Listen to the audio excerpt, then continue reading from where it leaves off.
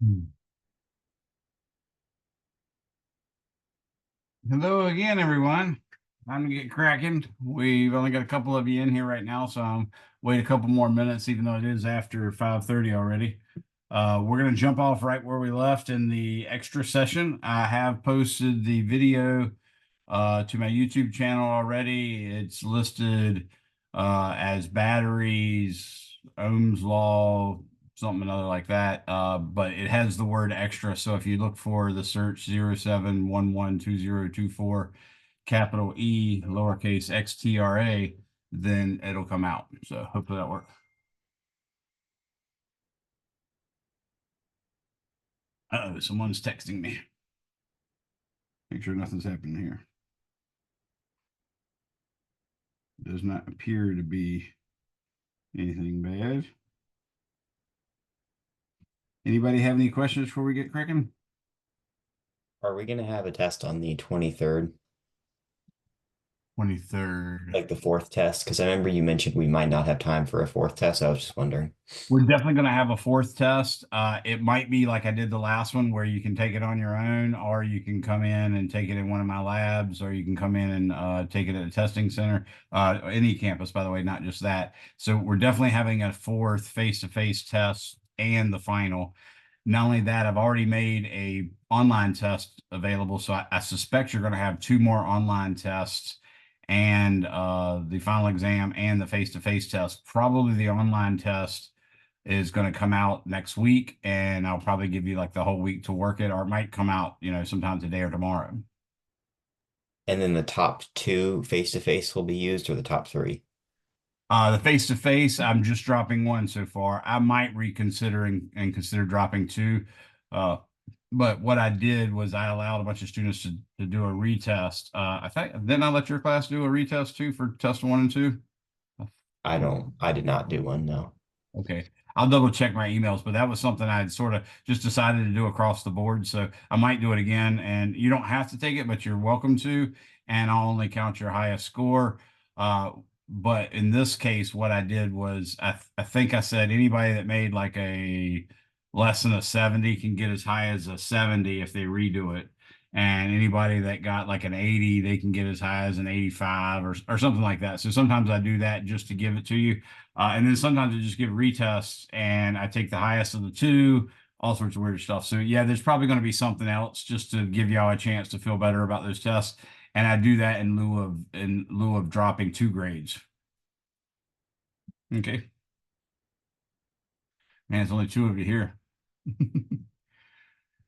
All right, well, let's go ahead and get started. I had just finished in the extra session. I had just finished working what's equivalent to conceptual example 25-4, where they're asking you specifically, there's a little segment of wire. They've got one part of the wire labeled as A, then they've got a resistor labeled with R, and then they got another segment of the wire listed as B, and they're showing the current going through the resistor as I, going as if it's went through A and then B, and they ask you specifically, is the potential higher at point A or point B, and is the current greater at point A or point B? So I wanted to make sure you guys, of course, saw that example. Uh, I think it's pretty straightforward. Hopefully, it's not anything y'all need explanation for, but if you do, definitely, send me an email, send me a text message, whatever you want to do. But the main thing is what we found is since the current was going from A towards B, obviously the higher potential is at A and the lower potential is at B, because that's the definition of what causes current to flow is current flows from a high potential to a low potential. And that's specifically the conventional current that we pretend exists, namely positive particles flowing through the circuit. That's not really what happens. Luckily, the reality is the experiments that you'd have to do to cause some problems with us pretending like positive charges are going to the right instead of the reality, which is negative charges going to the left. That only comes up in basically the Hall effect, where you have a electric field, or excuse me, a magnetic field supplied are covering some part of space and the wire goes through that, and then positive charges going to the right would be deflected, say, up as a result of the magnetic field, but negative charges going to the left would also be deflected up since they're going to the left and they're negative charges. So if you then check the voltage from the top of the wire to the bottom of the wire, if that voltage at the top is higher, then that suggests positive charges are the ones moving. Whereas if that voltage at the top is lower, that suggests negative charges are flowing. And that's what we get when we do that experiment. It's called the Hall effect, Hall. So we know for a fact it is actually negative charges. But unless you're doing stuff like that, calculating or determining the voltage difference from the top of a wire to the bottom of a wire, and I literally mean across the diameter, not, not a long wire that goes from ceiling to floor. I'm talking just a wire running horizontally, and I measure the difference between the top diameter and the bottom diameter voltage. And I should say the top of the diameter voltage and the bottom of the diameter voltage. And if the top one's higher than the bottom one, it's positive charges. If the top one's lower than the bottom one, then it's negative charges moving. So now I'm going to move on from that example and tell you that there's a section 25-3-1. It's called Some Helpful Clarifications. I highly recommend you read that and follow it, especially if you're going to have anything to do with any electric stuff in the future. Now, that might be just you have to take another electricity and magnetism type course, or maybe you've got to take a circuit analysis course or something like that. Or if you're going to be an electrical engineer, you definitely are going to have a lot more. But basically, if you ever have to, in front of other people, talk about electricity and electric circuits and stuff like that, you need to read that section, because I can't tell you how many times people have said really seemingly, I don't want to sound mean, but ignorant things, things that suggest someone says, well, what's the voltage going through that? Well, that's that's a hallmark of someone that doesn't understand voltage. And how much current is across there? That's something that, again, is indicative of someone not understanding what current is. So that some clarification section 25-3-1 is something for you to, at least keep from looking like a goober whenever you talk about electricity or electric circuits or stuff like that. So definitely recommend it. Some of the hints they give you, for instance, voltage is applied across a device, current passes through a device.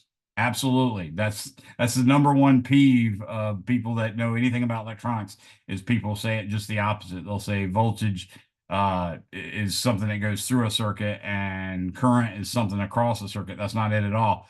Reality is voltage is applied across a device and current passes through a device. And another thing is current is not consumed.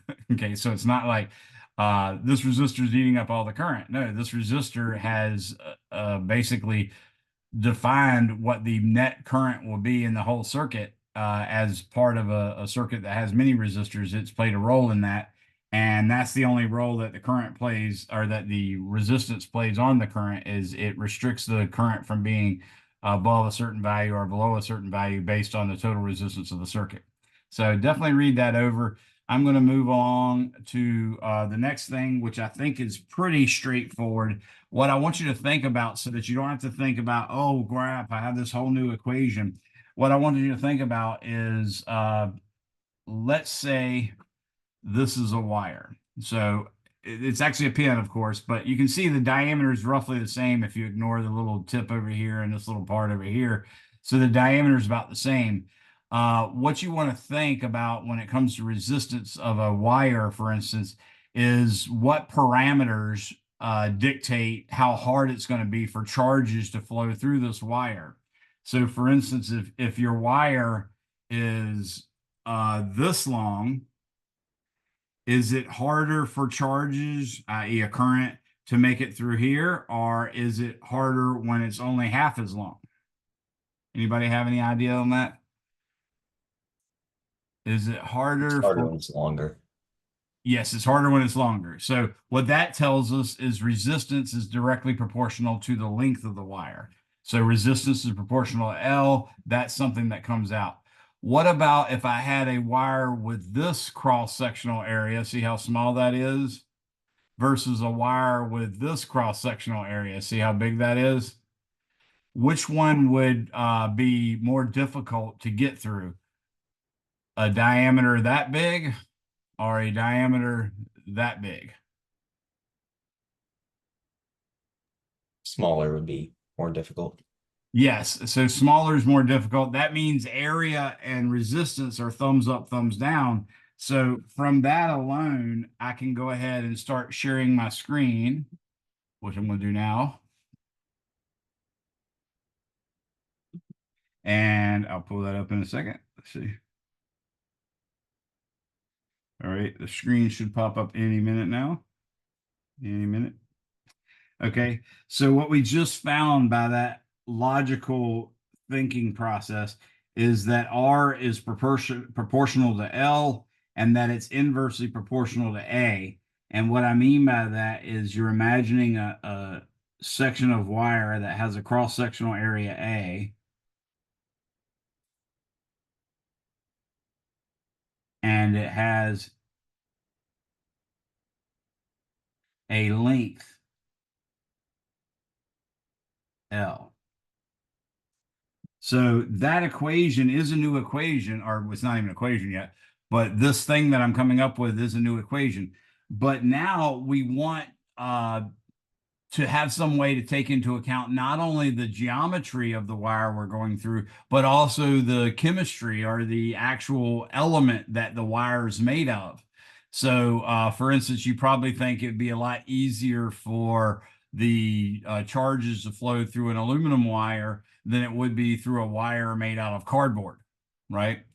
So we're going to put another constant in there, another value in there that would normally be a constant, because basically when you have R is directly proportional to L, you make it an equation by saying R is equal to some constant times L. Or if you have R is inversely proportional to A, you make it an equation by saying R is equal to some constant divided by A. Now, in this case, what we're going to say is to make this an equation, we're going to say R is equal to some constant times L over A. But what I'm going to do is make that constant actually a constant multiplied by something that gives us a principle or some kind of measure of how good a conductor it is. So instead of having a constant and then a parameter that's associated with the material, we're just going to have a parameter associated with the material so that we have R is equal to rho L over A. And this quantity rho is called the resistivity. Obviously, this is called the length. This is called the cross-sectional area.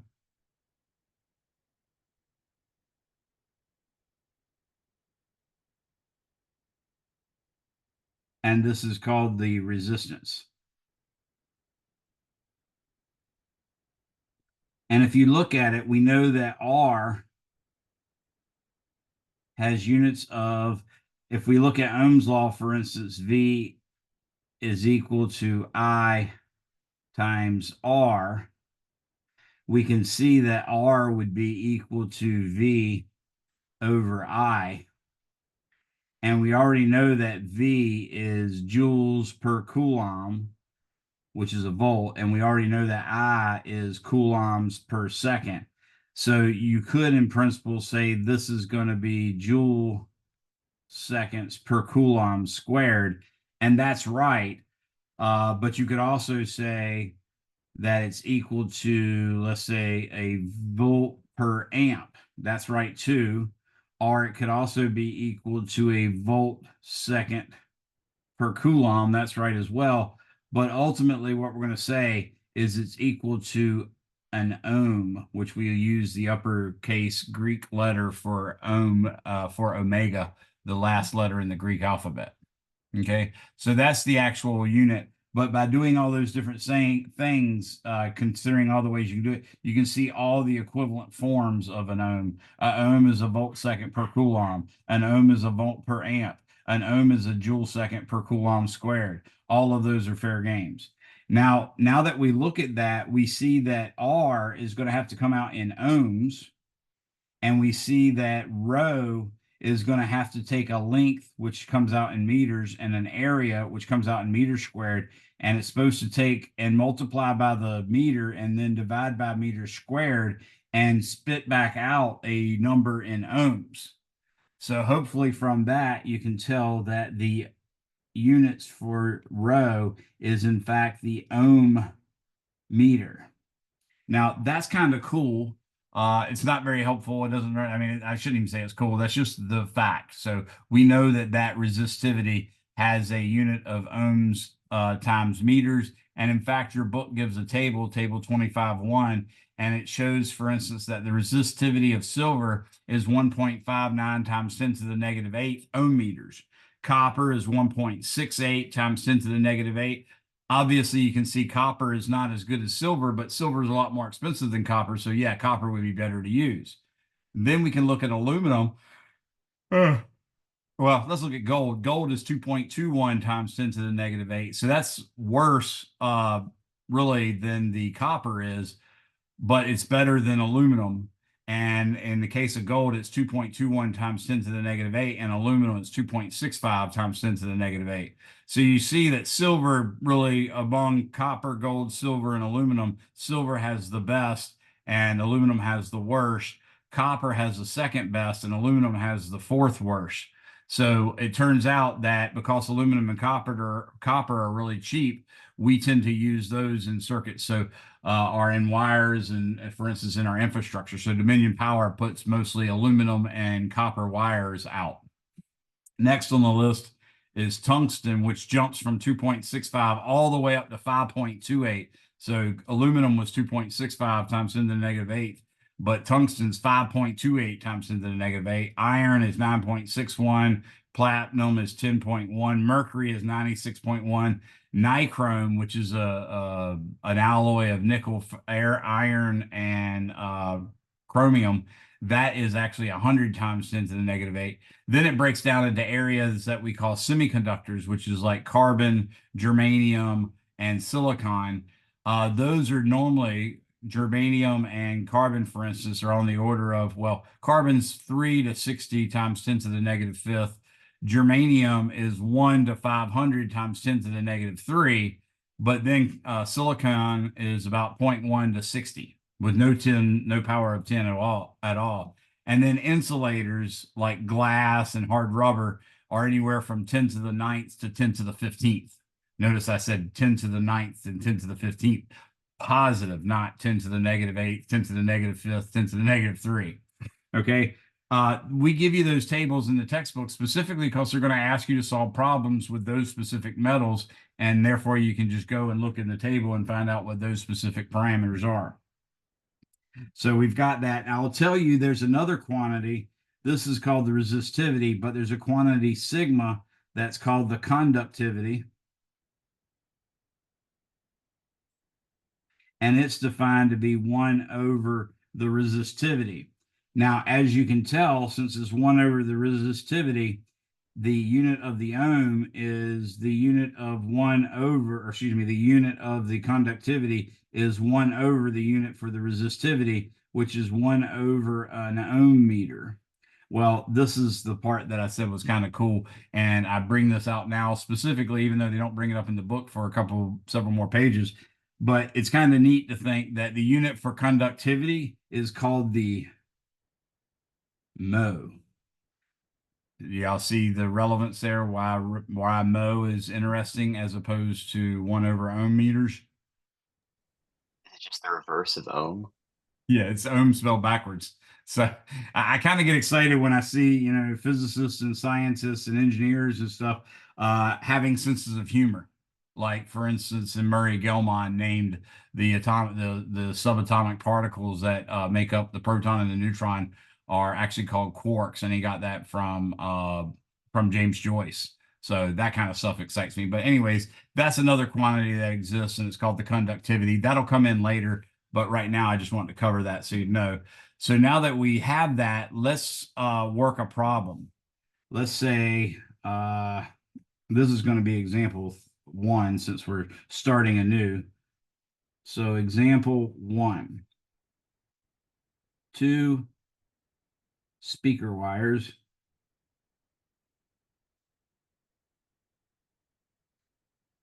need to have a length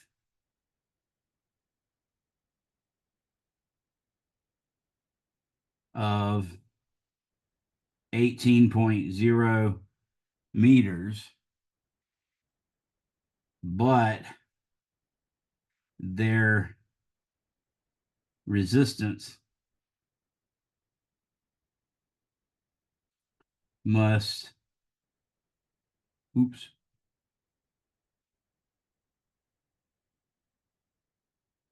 must each be less than 0.100 ohms. If they are made of copper,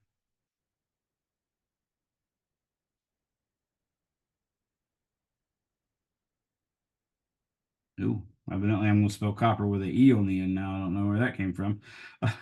If they are made of copper, darn it. If they are made of copper, then what is their minimum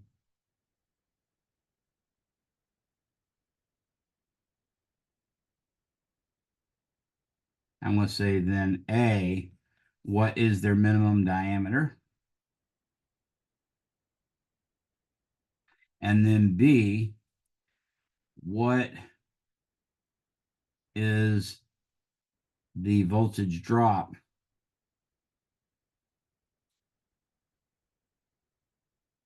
across a wire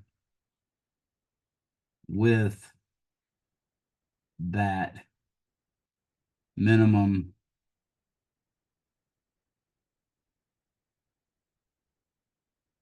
diameter? Okay. What we're going to do here is we're going to go on the assumption that the current is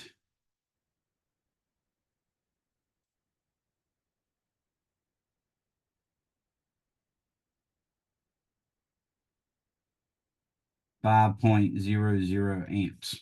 Okay. So solution. What we have is R is equal to rho L over A. We also have V equals IR. That's what we're going to need to do that. We're also going to have to use the resistivity of copper, which is 1.68. Let me double check that. 1.68 times 10 to the negative 8 ohm meters. Okay. We're also going to use pi, our area equals pi r squared, but r is d over 2. So if you squared it, the formula would then become pi d squared over 4. So that's what I'm going to make use of. So now I'll do part A. I want r to be less than 0.100 ohms.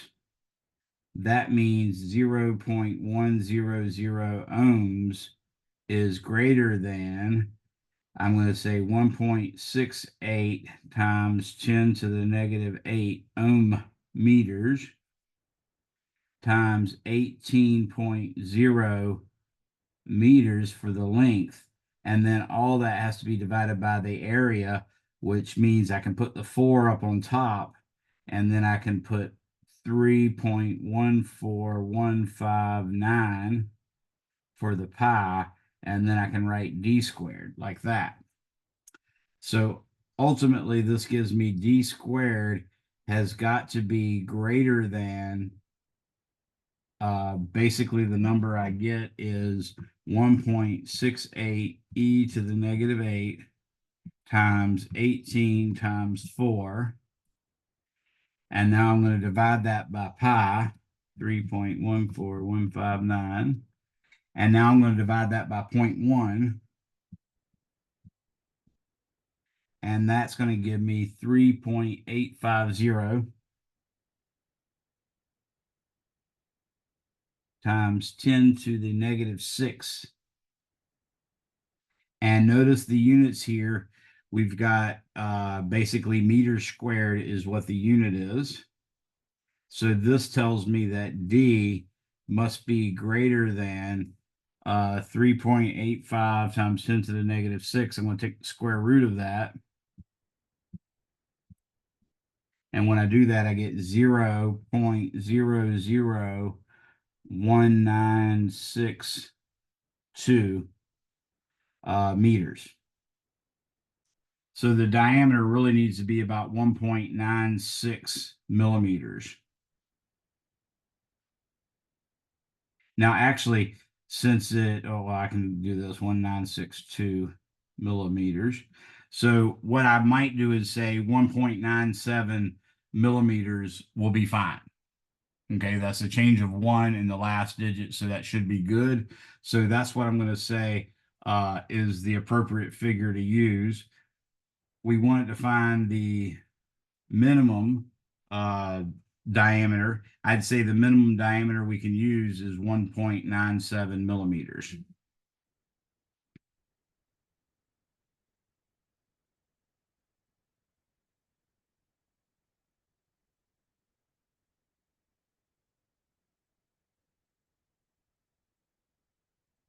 Okay, does that make sense to you guys?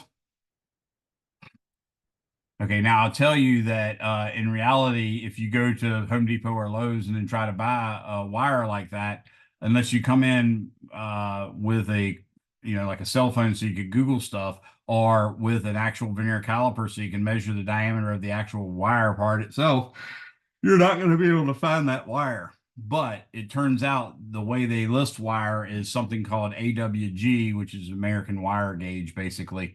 But that tells you for a given wire gauge, like number one wire or number 10 wire or number 16 or number 18, as that gauge gets bigger and bigger and bigger from 1 to 10 to 16 to 18, the diameter is actually getting smaller and smaller and smaller.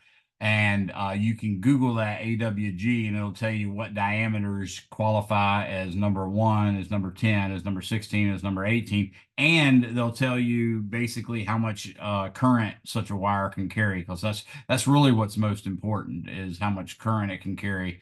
Because if you accidentally use an extension cord with too small of a wire diameter, then too small a wire, then you could actually have a current that's so high that it actually makes the wire get so hot it'll melt the housing of the wire and then proceed to set a fire or burn you or something like that. So we've got part A. Part B, they want to know what is the voltage drop across the wire. So for part B, what we're going to use is V equals IR. And this, we're told the amperage is going to be 5 amps.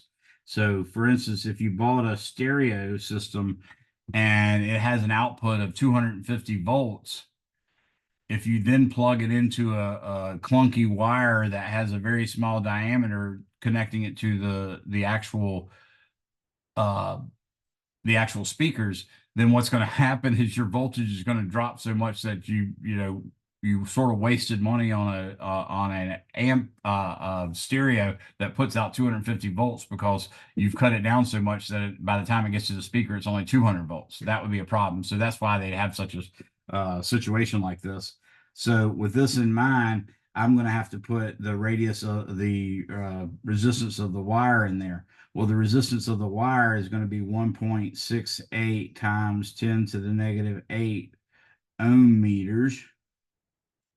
And then it's going to be times the length, which is 18.0 meters. And then it's going to be times the 4 because we're using diameter. And then all that's going to be divided by pi, 3.14159. And then times the diameter squared. And in this case, we're going to say 1.97 times 10 to the negative 3 meters. And then that quantity is going to be squared. So what I'm going to get is 5 times 1.68 e to the negative 8 times 18 times 4. Now I'm going to say divided by, and I'm going to write a parenthesis here, 3.14159 times 1.97 e to the negative 3. And now I'm going to square that quantity and then close parentheses. And for this, I get 0.4960 volts. So the voltage drop is going to be about a half a volt. And that's what our answer is. So that's pretty good. Like if you had a 250 volt output stereo system, it's only going to drop to 249.5. I don't know. I'm not a gearhead when it comes to stereo stuff like that. In fact, I never even had a stereo when I was a kid in high school or middle school or any of that kind of stuff. I like punk music and uh I didn't even like that much, but that was the music that I listened to. So I never even had a stereo, and for obvious reasons, my parents wouldn't have wanted to buy me a stereo when I'm listening to punk. But again, because of that, I don't necessarily know what the specs on a good stereo is. Is it supposed to be a high output voltage? Is it supposed to be a high output current? Is it neither? Is there a set voltage and set current that you're allowed to send into a speaker? All that kind of stuff. That's just stuff I don't know. So I apologize if I'm talking out of turn by saying such a thing, but that's I just want to let you know that that's something I don't know about and don't have expertise in. So I'm making up reasons of why that might be relevant based on what could be relevant. So, for instance, if the output voltage is relevant for a stereo, then you would kill it and kill some of the niceness of a stereo system that puts out a huge voltage if you put a small wire in there and caused it to have a huge voltage drop across the wire. Any questions on that one?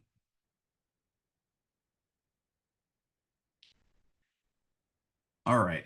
There's a neat problem that your book does as well. I'm going to work this one. So this is example 2. Imagine you have a wire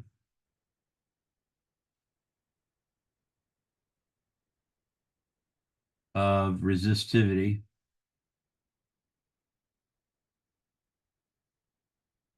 rho,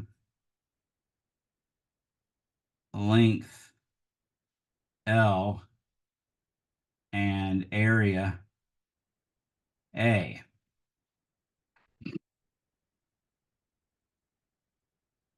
Its resistance is obviously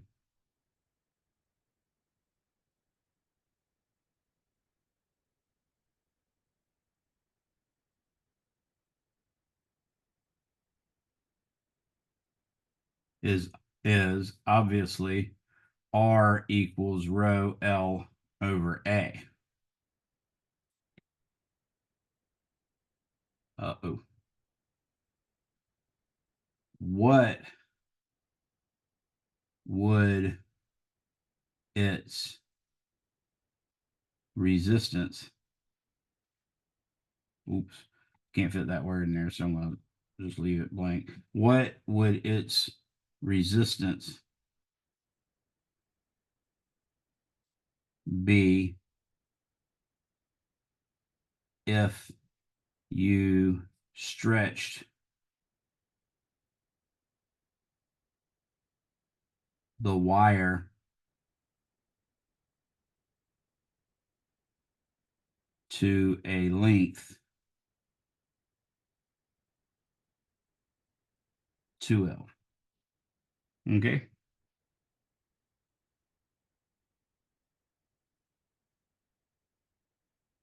So what's going to happen here is basically I'm going on the assumption that I'm stretching a piece of wire. So I'm going to grab a piece of wire and I'm going to stretch it.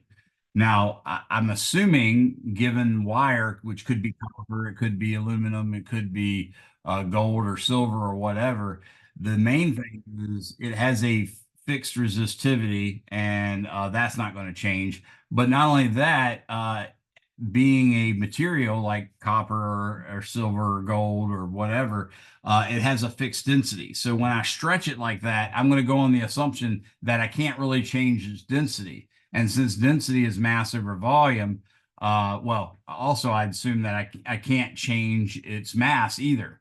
Obviously, changing mass would be stealing individual atoms from it. So you can't do that, or even molecules if it's a compound.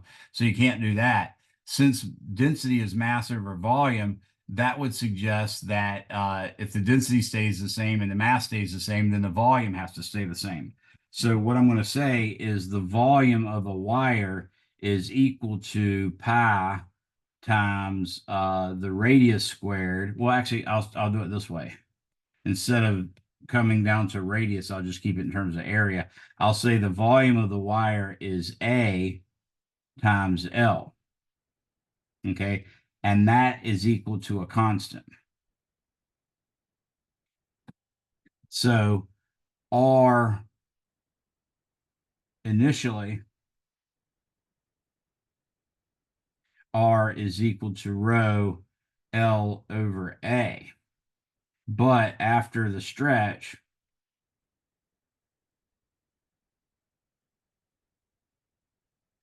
L2 is equal to 2L. But we need to know A2. Well, since A times L is equal to A2 times L2, because the volume has to be a constant, we can say that A2 is going to equal, in fact, L over L2 times A. So that means it's going to become L times A over 2L. And of course, now you can see that the L's cancel out, and we're just basically going to get A over 2. So now I can say final resistance, R final, is equal to the same row, the new L, which I'm going to call L2, and the new A, which I'm going to call A2. And that's going to be rho times 2L over 1/2 A. Well, that's also going to be 4, because 2 divided by 1/2 is 4, times rho times L over A, which is equal to 4 times R. And that's the answer. So it turns out that if you do stretch a wire to twice the length, your intent might have been to increase the resistance, and you would succeed by stretching it. Obviously, the length is going to be twice as long. So as a bare minimum, you would have expected the resistance to go up by a factor of 2. But in fact, what we discover is it goes up by a factor of 4. Any questions on that? All right. This looks like no questions on it. So how do you know that when you lengthen the um The length. sorry, the length of the cable, how do you know it's gonna reduce the cross-sectional area? You really don't, to be honest with you.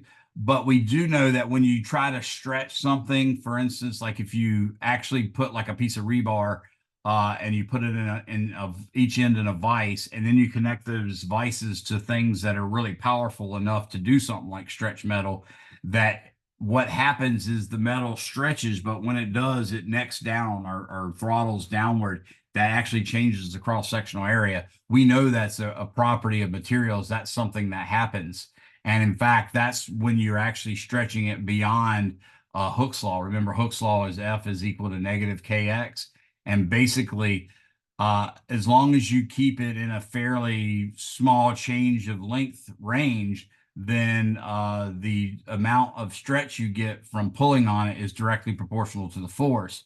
But if you go too far, it's not going to recover like a spring does, nor is it going to obey Hooke's law anymore. It's going to just basically break up and give away its strength very easily.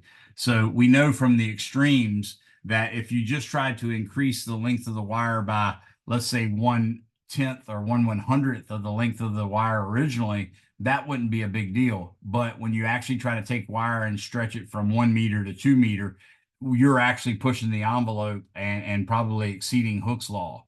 And when that's exceeded, we do know by basically the nature that you don't change the density significantly, nor do you change the mass at all by just stretching a solid. You don't change the density because the density is a property of the material and it's a solid. Solids don't change that much except by temperature changes, and even then it's small amounts. So we do know that if we just took the wire that had a length L and a area A, and you made it a length of 2L, then you sort of generated matter or something, right? There's no way you can take a wire that has a length L and an area A and stretch it to 2L and leave the area as A. If you did that, the density would have to go down a lot, like by a factor of a half. So we know they don't change that drastically. So what we can do is say, well, I know the density is going to stay roughly the same, and I know the mass has to stay the same because I'm not literally stealing individual atoms or molecules off of it. So that's when we come up with the idea that the volume has to stay constant, and that's what I use there. Does that help you? Yeah, that makes sense. Okay. All right. Now there's another parameter that comes in here and some problems associated with it. I'm not going to waste, I shouldn't say waste. I'm not going to put time into doing these examples with this because in chapter 17 and 18, you had a ton of examples where basically what you learned is that if you have a length of metal or solid whose length is L0 and you change the temperature from T0 to T, then you get a new length L, which is L0 times parenthesis 1 plus alpha times T minus T0 close parenthesis. Well, guess what? That's the exact same formula for resistivity as a function of temperature and for resistance as a function of temperature. So I'm just going to tell you that the resistivity, oops, I've got it on that auto pretty stuff.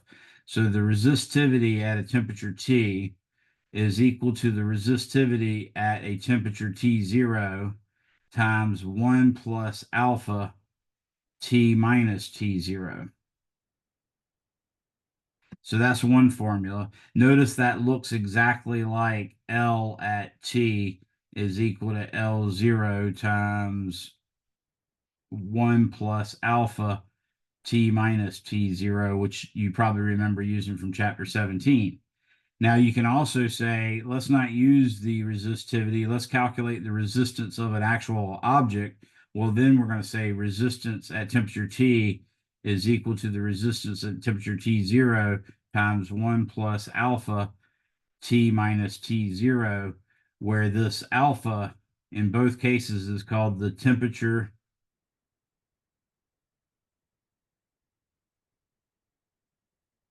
coefficient of resistivity. So that table that I was just giving you the resistivities in, that had another column that actually had alpha in it. In this case, you should be able to see that just like before, alpha has units of Celsius degrees to the -1 power. Remember, Celsius degrees means you have a temperature difference, whereas degree Celsius means you have a temperature, right? That's a mnemonic that we use to help us keep track of whether I subtracted 2 temperatures and got a new temperature or not, or whether I just took a temperature. So I'm not going to do too many of the examples. That doesn't mean the examples aren't your responsibility or that they're not going to be tested. It just means that we've done so many problems like this. You should know how to do it already. So I'm not going to put any time into the examples. So I'll say, make sure you all can do examples like example 25.7.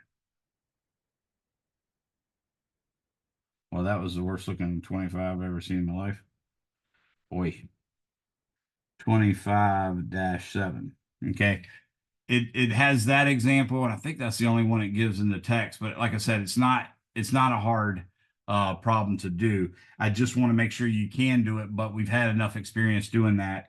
I will tell you that our precise understanding of the resistivity as a function of temperature allows us to make electronic devices. We call them thermistors, for instance. That's one type.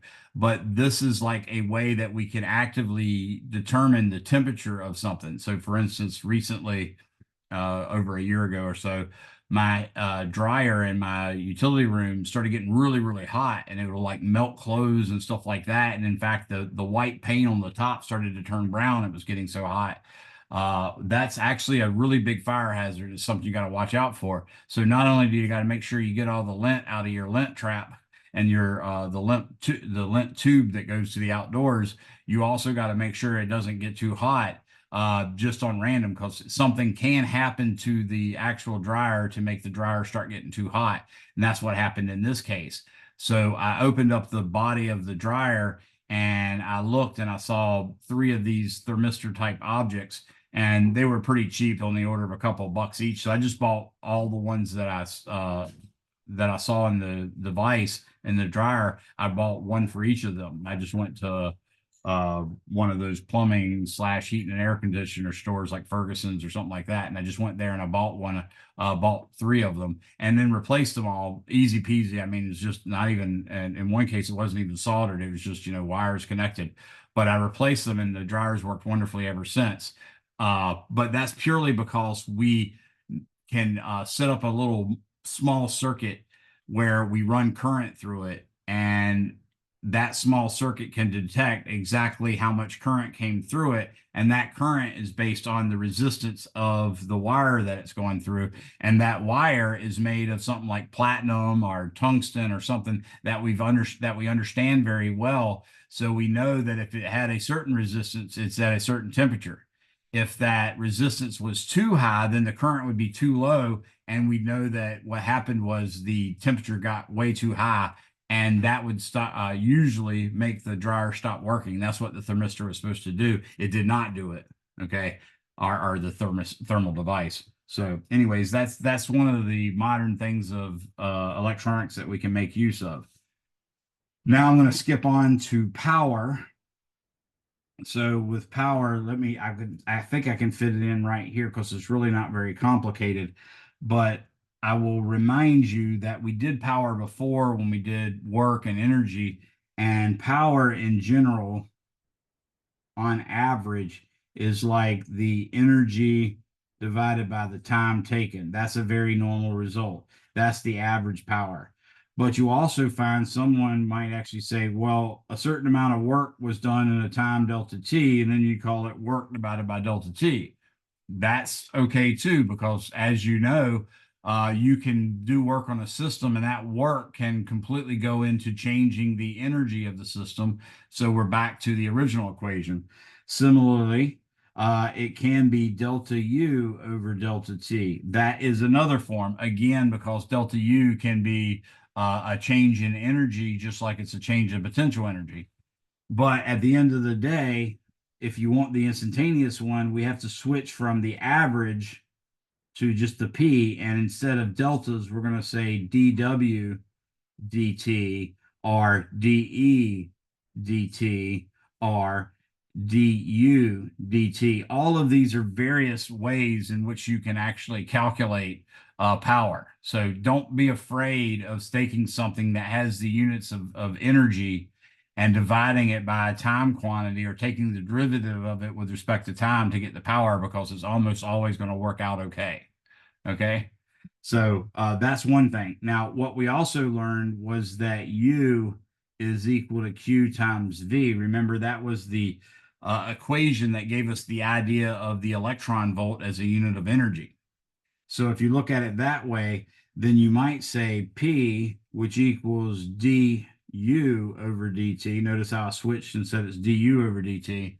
Well, that could be actually equal to Q dv dt, or it could be V times dq dt, or it might be the sum of those, because you might have to use the multiplication rule for derivatives. Okay. If I use this last one, though, that gives me a pretty good result. So looking at this last one, I'm going to say P is equal to, remember dq/dt is I, so I'm going to say I times V. Now that is a formula for power. If you know the current going into the object and the voltage across the object, you just multiply current times voltage and that'll give you the power. Okay.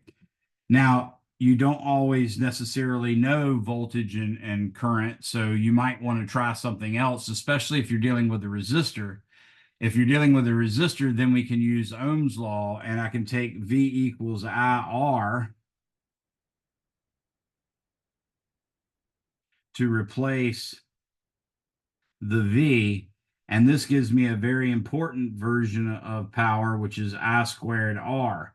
That important version is important because that's sort of one of the reasons that we use AC current. And two, it's also the reason that when you, for instance, drive down, let's say like Lansdowne Road or some of those more back roads in the country, uh, for instance, Elbow Road or stuff like that, you'll ride next to open fields and you'll see these really tall towers with really high power lines. Those power lines are often ran at like 200,000 volts or 500,000 volts or 1.2 million volts or 2 million volts, stuff like that. The reason why is this I squared R. The fact that the power that's basically just dissipated as heat is proportional to the square of the current is a really, really bad thing, because when you have a power plant that creates electricity, like a coal-fired power plant, uh, it has a mandate to basically put out a certain amount of power. So, for instance, you might build a power supply or a power station that's going to create power for 10 neighborhoods. And your neighborhoods might both have 10,000 houses or 1,000 houses or something like that. Well, guess what? If you build a neighborhood, the standard in the United States is every house has a 200 amp service. So if you're building a power plant that supplies two neighborhoods and both neighborhoods have 1,000 houses, then that's 1,000 plus 1,000, that's 200, excuse me, that's 2,000 houses. And then each of them gets a 200 amp service. So that's 200 amps per house. So you get 2,000 times 200. That's 200,000 amps that got to come out from the power plant. Obviously, 200,000 squared is a big, big, big number. And then you're going to multiply it by the resistance of the wire between the power plant and the substation. And that's just going to be wasted power that Dominion Power is going to charge you for, right? So what we do is we can step voltages up and down very easily with AC. You can, for instance, if you remember the belt buckles that kids had like in elementary school when you did your Thanksgiving play, for instance, you'd have the actual pilgrims would have this little belt buckle that was like a rectangle like this. Well, imagine that, a steel rectangle like that belt buckle. And now let's take the wire coming from the power company, from the power station, the place that actually makes the power generation facility.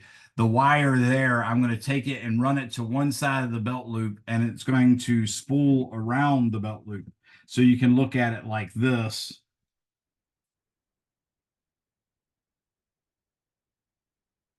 There's my little pilgrim belt buckle. And what I'm going to say is the wire coming from the power station goes like that. And let's say it has 1,000 turns. Okay. And this is the power plant.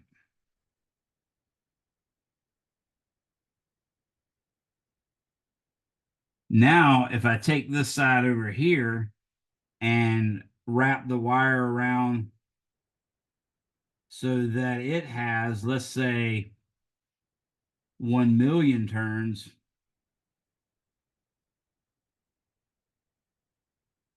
notice 1 million is 1,000 times 1,000.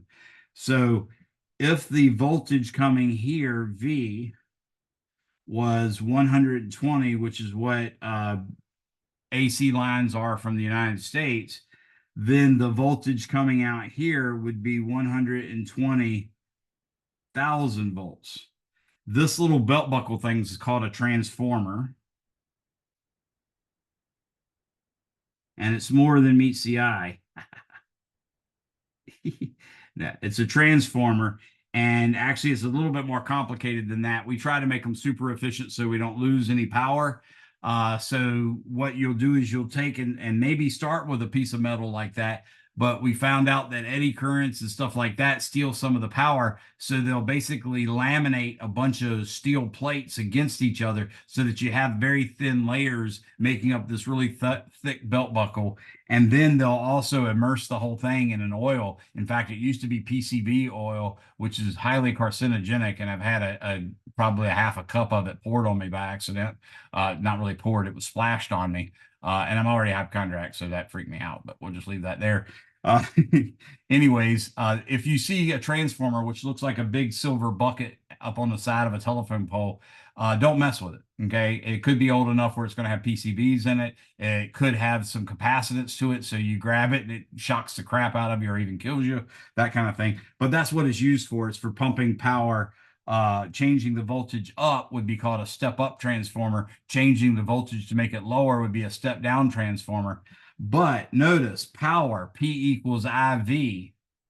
If this transformer is going to be 100% efficient, then I1 V1, i.e. the power coming from the power station, is a current I1 and a voltage V1.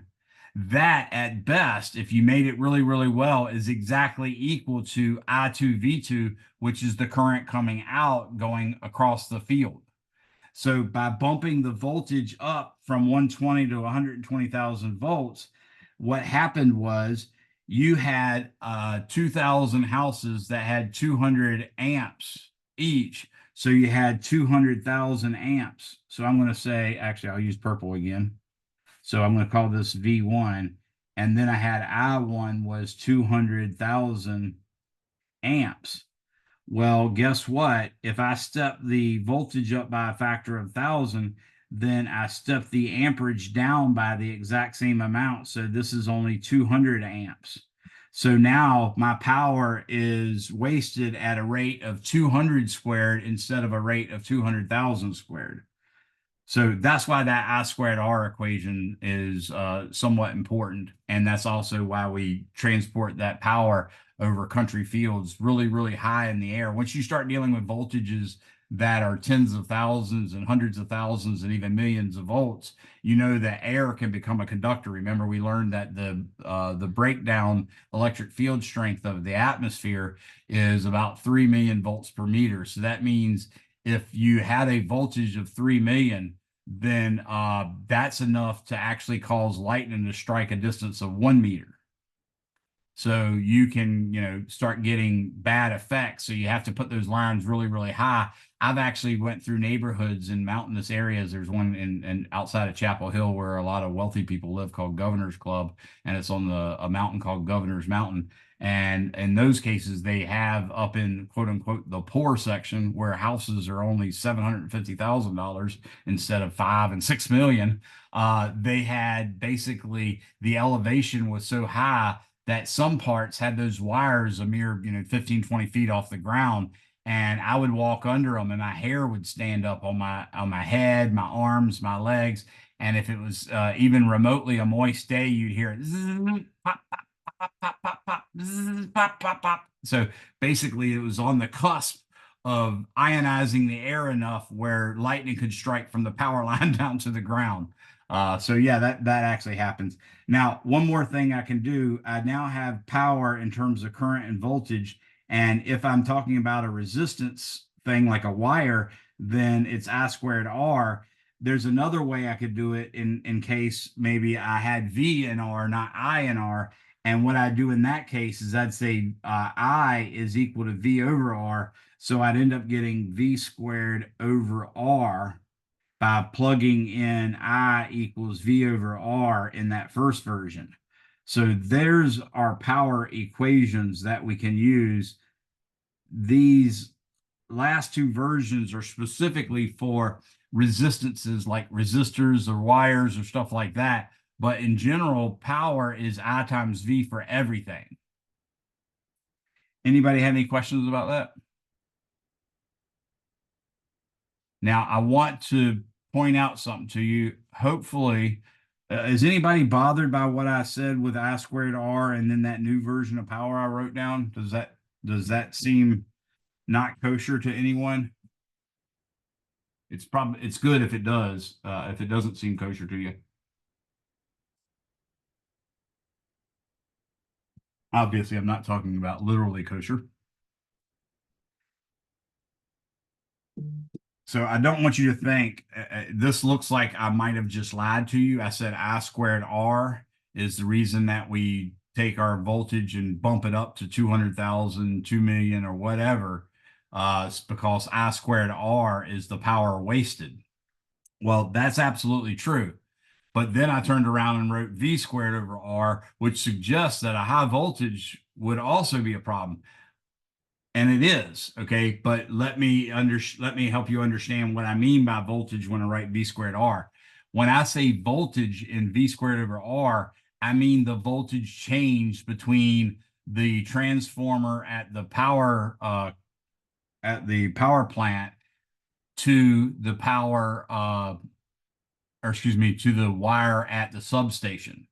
So that's going to be whatever current is going through those wires. You multiply that by the resistance of the wire, and according to Ohm's law, that'll give you the voltage drop in going from that first pole to that last pole.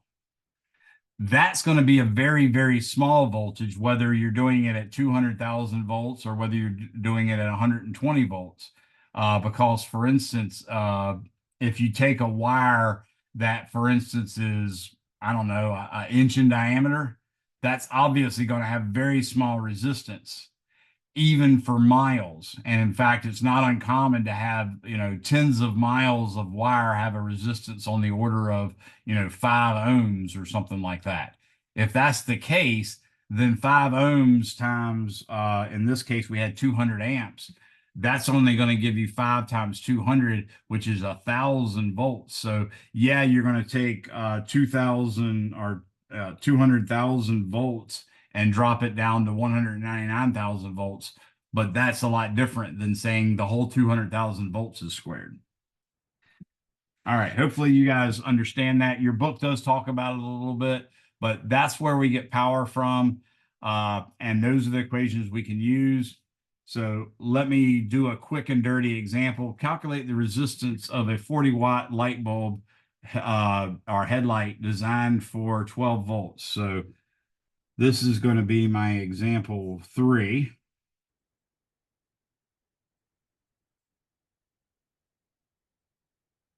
What is, crap. What is the resistance of a, let's go ahead and say 60.0 watt headlight? Oh, I can't fit headlight there, so I'm not going to try.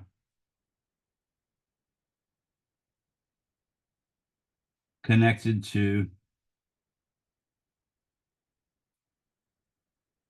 a 12.0 volt, notice there's a dash in between there, battery. Headlights pretty much show up in cars, not houses and stuff like that. And cars pretty much run on 12-volt batteries. So that's why we did that. If I want to actually solve this, I'm going to say solution. And what I'm going to do is we're asked for the resistance. So my formulas I have is P equals IV, or P equals I squared R, or P equals V squared over R. Any of those are good to use in general, but in this case, I know voltage and I know power and I want to know resistance. So that tells me I should use P equals V squared over R, and that's going to give me R is equal to V squared over P. So R is equal to V squared, which would be 12.0 volts squared over P, which is 60.0 watts. 12 squared is 144 volts squared divided by 60.0 watts. 60 goes into 120 twice. That leaves 24, which if I multiplied 60 by 1/4, or excuse me, if I multiplied 60 by 4, it would be 240. If I multiply it by 0.4, it would be 24. If I'm so that's what I want. So this is going to be 2.40 ohms. Okay.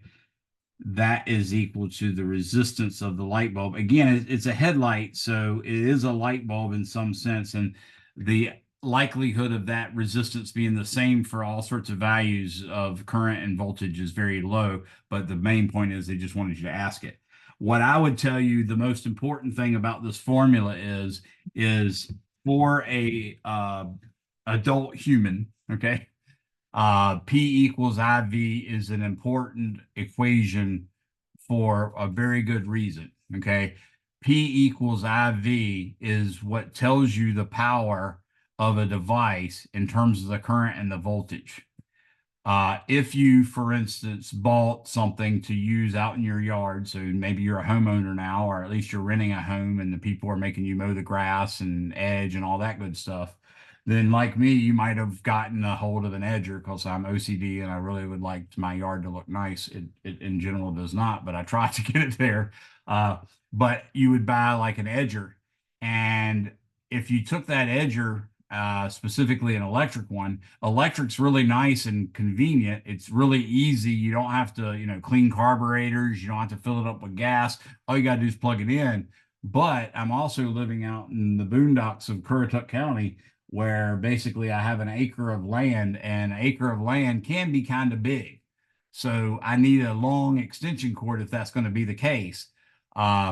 So I did actually do the appropriate calculation, and I went to Tractor Supply and found a extension cord that met the specs that I need, and I bought it. Well, come to find out, the extension cord, someone had returned it and they put the wrong tag on it. So it said it was good for up to like 15 volts or 20 volt, or excuse me, 15 or 20 amps or something, which was more than enough. So I used it, and all of a sudden I felt something like stinging on my pinky, and I was like, man, did I get stung by a wasp? And I looked down and there was a bright red glow.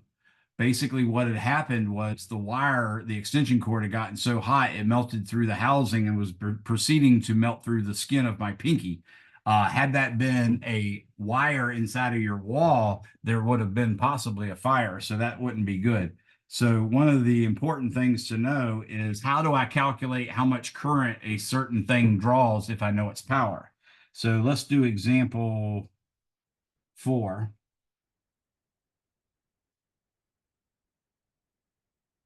A lawn edger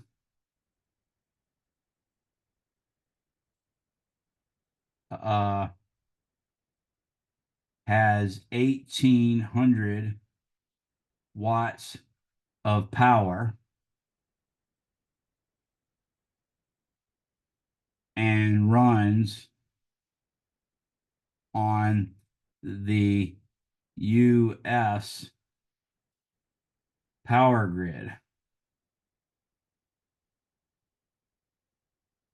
And that means I period, E period, V equals 120 volts, and F is equal to 60.0 hertz. Okay. How much current does the edger draw? Okay.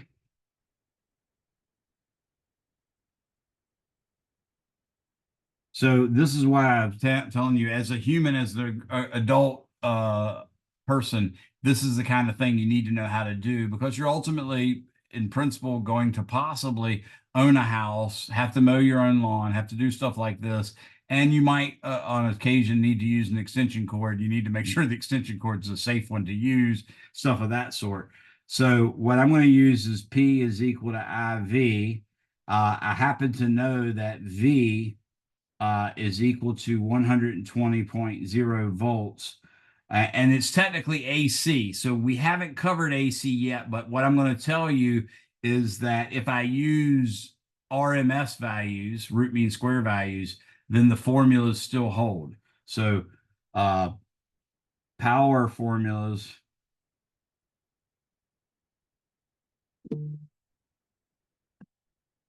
still hold with AC as long as IRMS and VRMS are used. Okay. Now, what I also have here is that power is equal to 1800.0 underbar watts. So what I can do is I'm going to say P is equal to IV, therefore I is equal to P over V, and we get P is equal to 1800.0 watts divided by V, which is 120.0 volts. Okay. You can work it out. That does actually work out to be amps. The watt is a joule per second and the volt is a joule per coulomb. So you end up getting a coulomb per second. That's why that works. 1800 divided by 120 turns out to be 15.0 amps. And I'll double check that because I'm going on a memory. Yep, 15. So if that was the actual power of my edger, then I would expect the wire that I'm going to plug it into has to be able to handle 15 amps. So then I'd go to Home Depot or Tractor Supply or Lowe's or Walmart or whatever, and I would look for a wire that tells me what amp it's good for. Sometimes they do, sometimes they don't, but they have to either tell you the gauge of the wire, the current it's rated for, or the diameter of the wire. In all cases, if you have the diameter of the wire or the gauge of the wire, you can actually look up and see what kind of current it can hold, and that'll help you. But hopefully you're somewhere where they're user friendly enough where they tell you specifically how many amps it can handle. So I would not, in general, look for a wire that holds up to 15 amps because you're really pushing the envelope there. I would ideally look for one that holds maybe 20 amps. If you have a wire that can take 20 amps, then that's a pretty good one to use for a 15 amp supply. Any questions on that?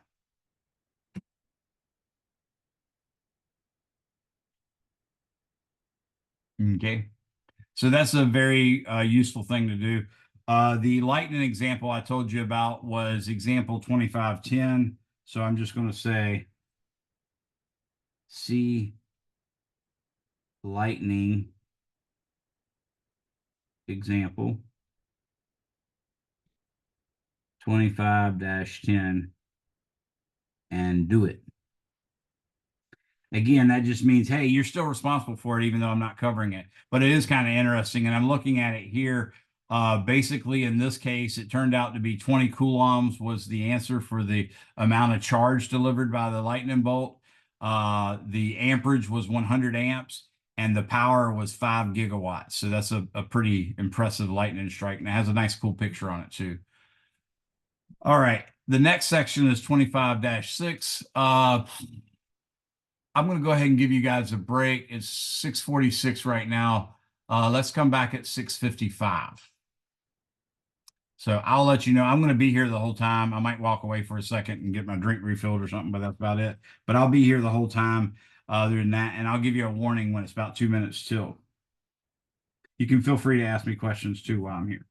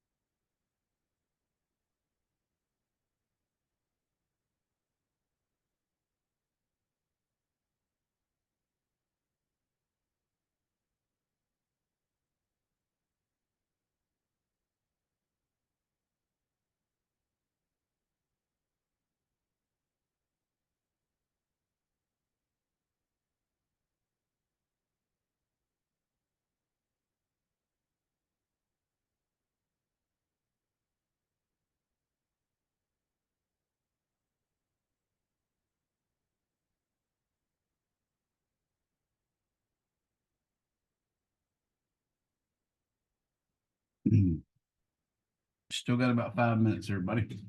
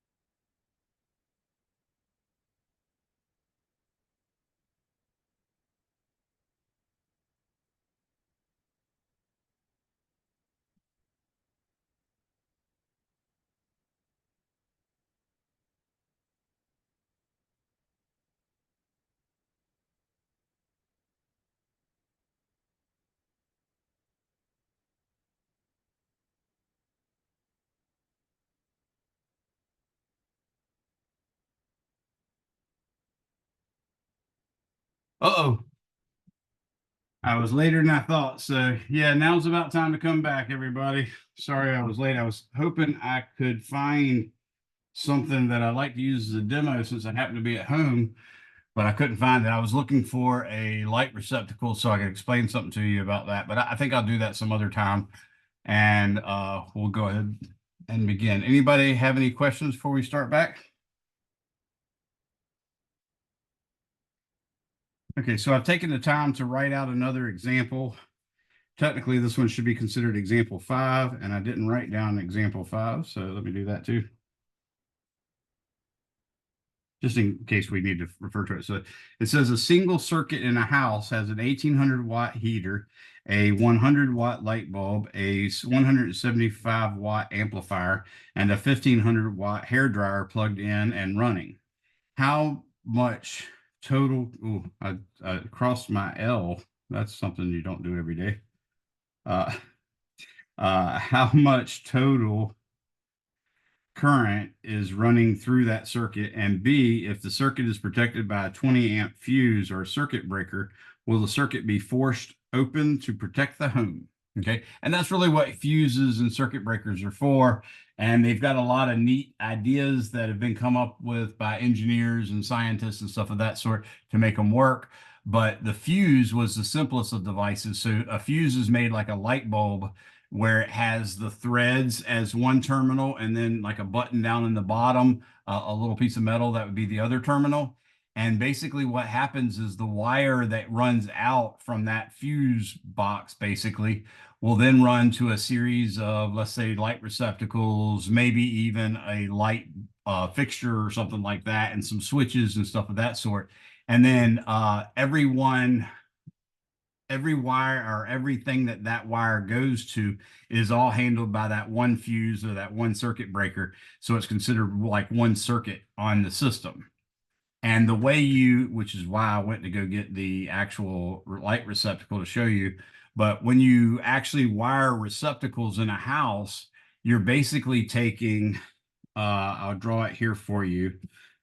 You're taking your receptacle, which looks something like this, and it has this little guy here, and it has a long one here, and then it has a short one here, like that, something like that. I drew it really badly.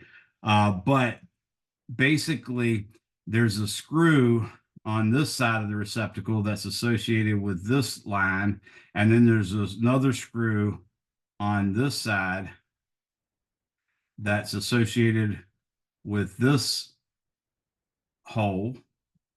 If I remember correctly, and I could be wrong here, this one would be the black wire. So I'll write black and just put a question mark about it. And this one would be the white wire. And of course, this would be the green or bare wire. Okay. So if you have one receptacle and then another receptacle like this, then what you're supposed to do is you take and the wire coming from the circuit panel comes in, say, to here, and then there's another screw here for the same side. And then you take this wire and run it around over to here, and that would connect to this screw or this screw. And then this screw,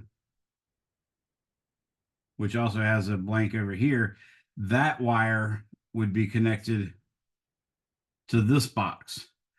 So what you see is sort of like a resistance and another resistance, which is the thing that's actually plugged in, has this wire, which corresponds to this guy, and it has this wire, which corresponds to that guy.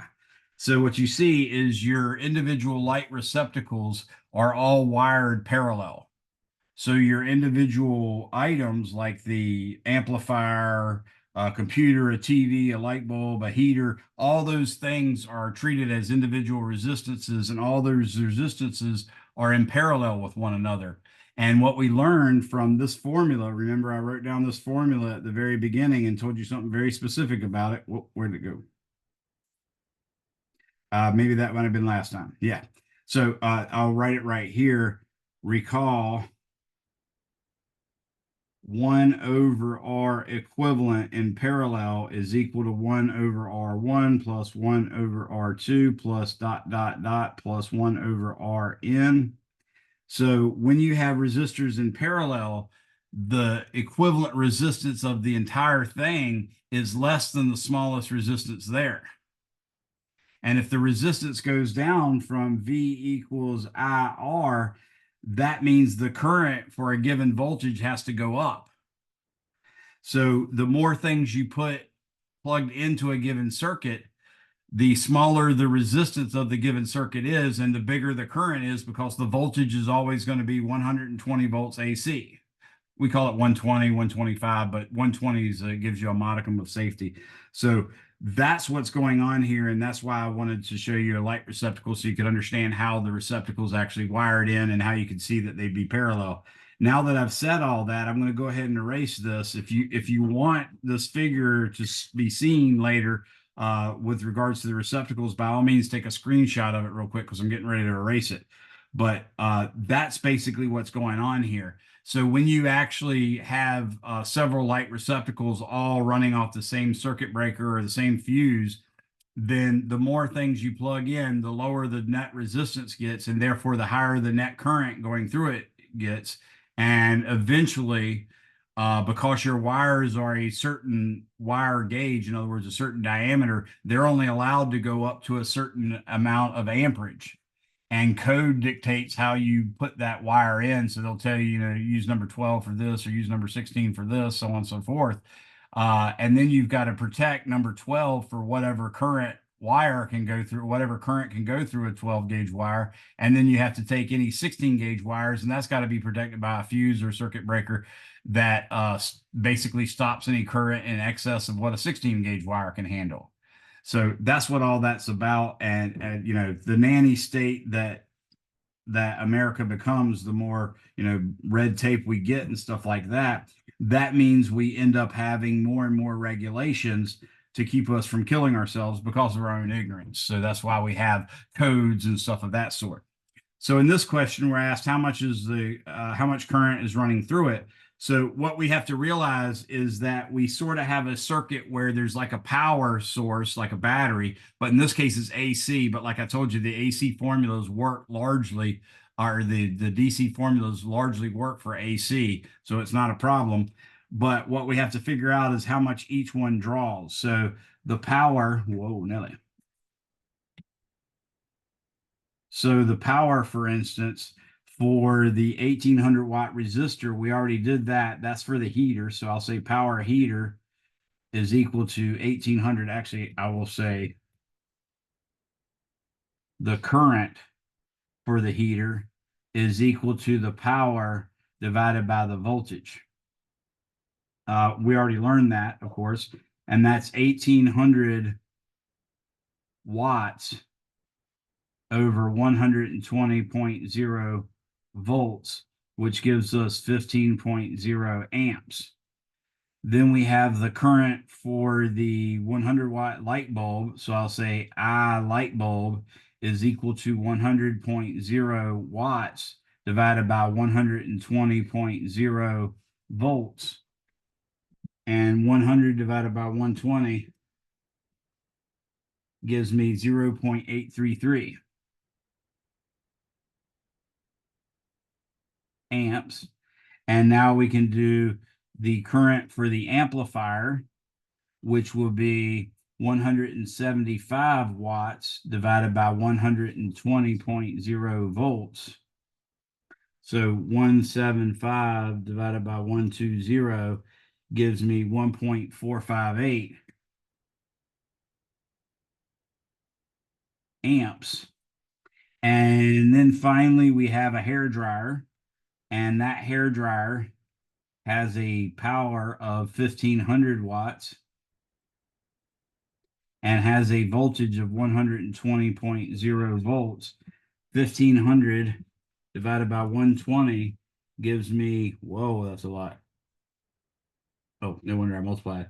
1500 divided by 120 gives me 12.5 amps. So what we can picture this as is, instead of a battery, we'd actually say, we draw a circle like this and put a sine wave in it. That's the symbol for an AC power source. We'd go over and we'd say this resistor right here is the heater. This resistor right here is the light bulb. This resistor right here is going to be the amplifier. And this resistor right here is going to be the hair dryer.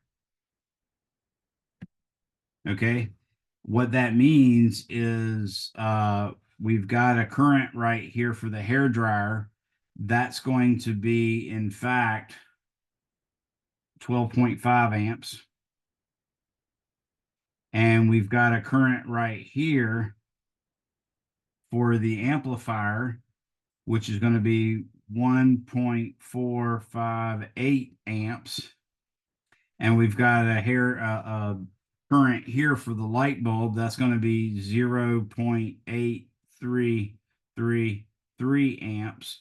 And then we've got a current right here for the heater, and that's going to be 15.0 amps. So you see, in order for you to get 15 through the first leg, 0.833 through the second leg, 1.458 through the third, and 12.5 through the fourth, you have to be able to supply that total amount of current. So I total is equal to, let's say 15.0 amps plus 0.8333 amps plus 1.458 amps plus 12.5 amps equals 15 plus 0.8333 plus 1.458 plus 12.5. That gives me 29.7913 amps. Now, of course, we only had one decimal place in the 15 amps and the 12.5 amps. So really these three digits are not significant. So what we see is the total amperage going through that circuit is about 30 amps. So this is clearly going to be a problem. It will definitely either burn up the fuse or it's going to flip the circuit breaker. So that's the answer to part A. For part B, it says, if the circuit is protected by a 20 amp fuse or circuit breaker, will the circuit be forced open? And the answer for that is B, yes. The fuse better. And we say open the circuit.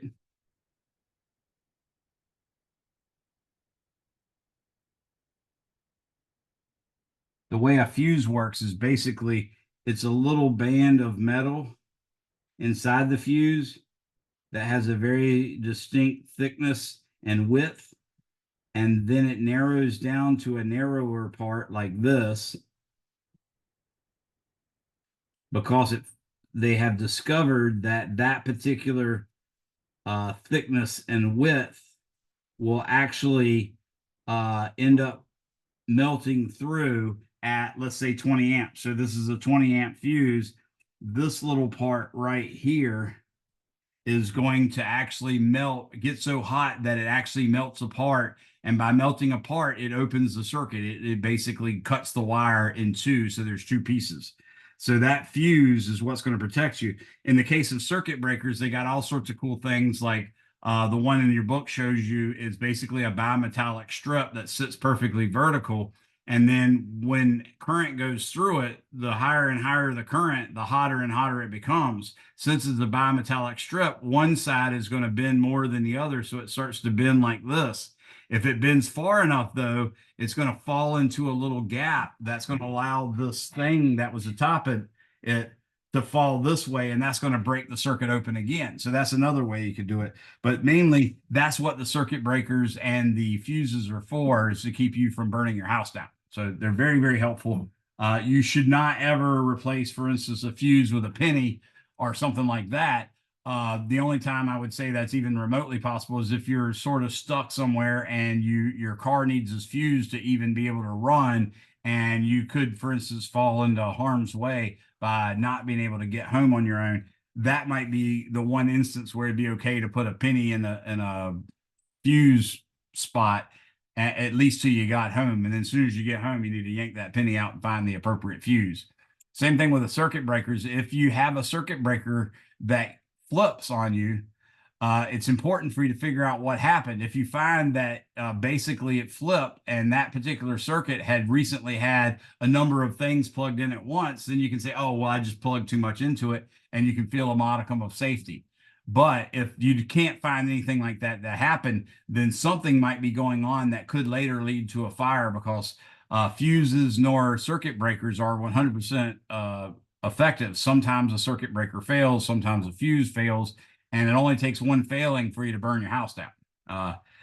There's actually been a lot of fires like that. In fact, there's a guy I follow on Twitter, well, on X now, Radio Free Tom, and he actually woke up at like 2 a.m. His cat was like bugging him while he's in bed, and he's like, "Oh, get away from me, cat," or whatever. He's like, "You're being a pain in the butt." And the cat just would not let go. Well, come to find out, the house was on fire, and the cat was actually basically was the reason they survived, because the cat let them know the house was on fire. They got up and got out of the house. The house ended up largely burning down.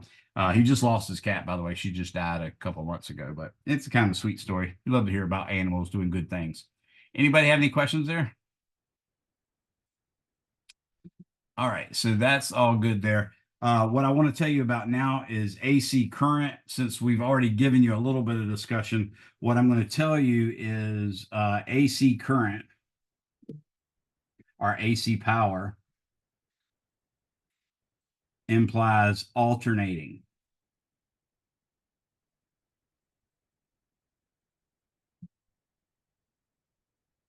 Current. That's what AC means.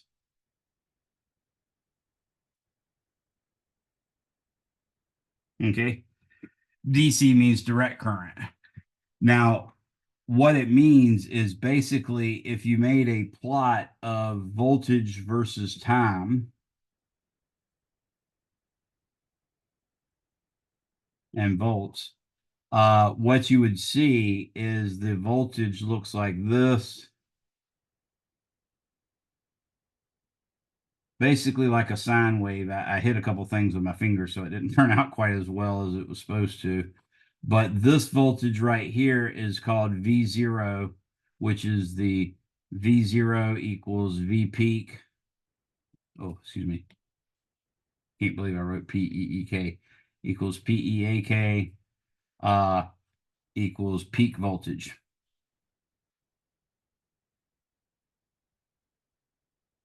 And of course, down here is negative V0. And this right here is called the period. In other words, it takes T seconds for a complete sine wave to fill out. And that means going from 0 to the peak to 0 to the trough to peak again. That takes a time of 1 period. And the period T is defined to be 1 over the frequency. In the US, frequency is equal to 60.0 hertz, and it's pretty standard. It might vary back and forth between 59.8 and 60.2, but it doesn't change very much. Okay. The voltage can change quite a bit. But another thing is, in America, the voltage is VRMS is equal to 120.0 volts roughly. And you'll see sometimes that pulls up to 125, sometimes that pulls down to 118, that sort of stuff. That does vary. But notice it's not the peak voltage. In fact, what VRMS is you take VRMS, which means root mean square. It's going to be basically an averaging process. So you're going to introduce a time T. So to get that back out so that you have units of volts, you're going to have to divide by T. And what you're going to do is you're going to integrate from 0 to T the square of the voltage. So the square of the voltage, which by the way, this curve is equal to V of t, is equal to V0 times sine of 2 pi f times t, or V0 times the sine of omega t, where omega is equal to 2 pi f. You can see omega is an angular frequency. So f is in cycles per second. And you know, a cycle would be going like around in a whole circle. That's 360 degrees or 2 pi radians. So that 2 pi in front is just converting your cycles per second to radians per second. So the units for omega are radians per second, whereas the units for f are cycles per second, which equals CPS, but it also equals just plain hertz. Okay. So what we're going to do is we're going to integrate V0 squared sine squared omega t dt. And what's going to happen here is the root mean square means you take the mean of the square, which is what I show you right here, but then I got to take the root of it. So now I'm going to take and put the r around, or the square root around it, and that's going to give me the r part. Okay. Whereas v squared bar is just the 1 over t integral 0 to t v0 squared sine squared omega t dt. That's what that is. Okay. Now, when you do all this, what you find out is the answer is equal to v0 over the square root of 2. So that tells you that V0 is actually the square root of 2 times VRMS. And that's also true. I0 is equal to square root of 2 times IRMS as well. But,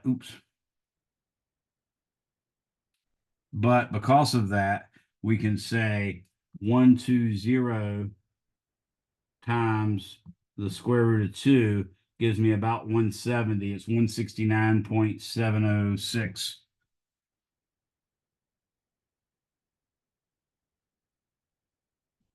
So that really is quite a few sig figs beyond what's needed.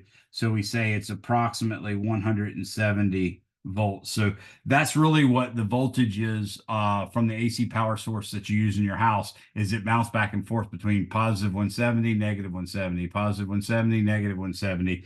But if you use the digital or an analog multimeter to measure the voltage on the light socket, it would read 120 roughly, because it's calculating the root mean square. Now, since we know the voltage is this quantity,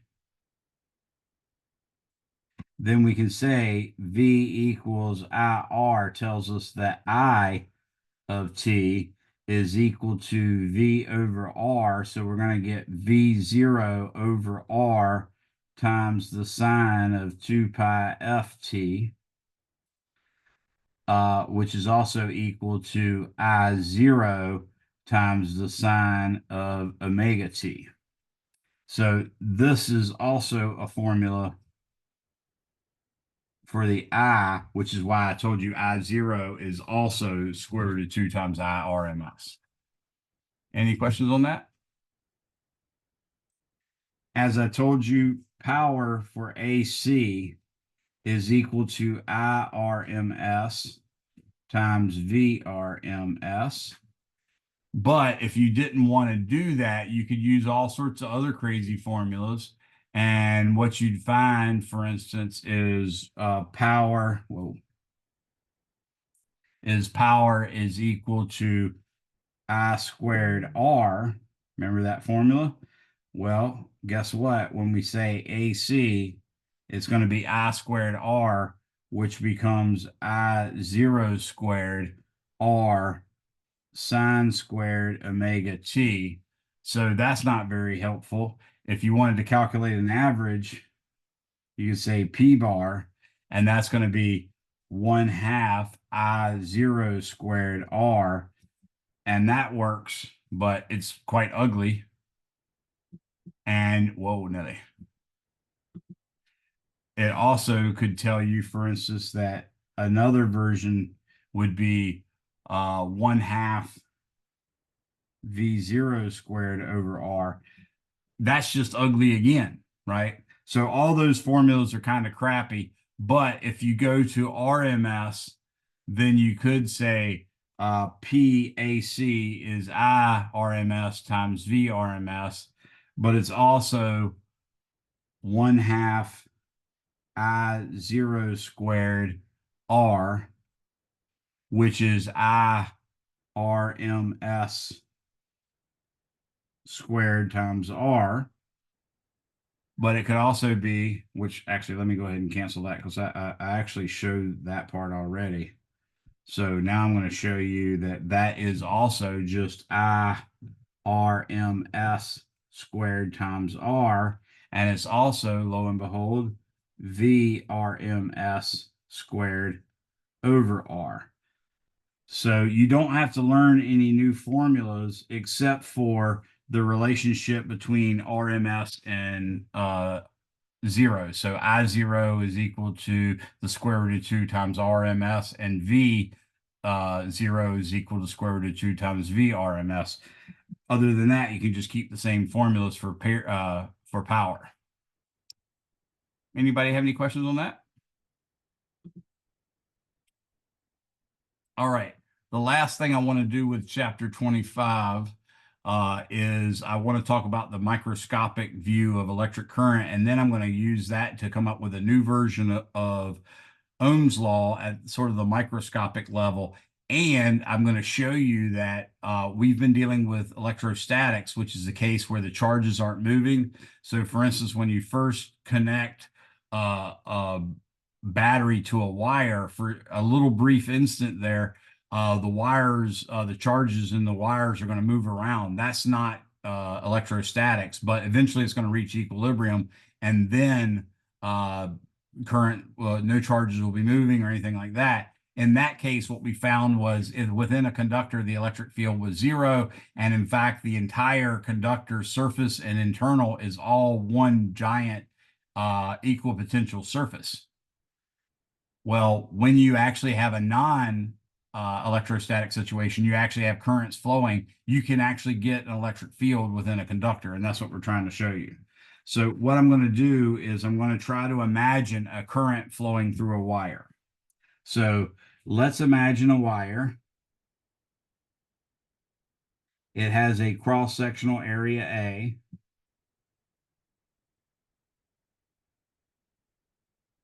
And what we're imagining is that there's little particles in here. And these particles, by the way, are actually electrons. So we're going to say the electrons are moving this way.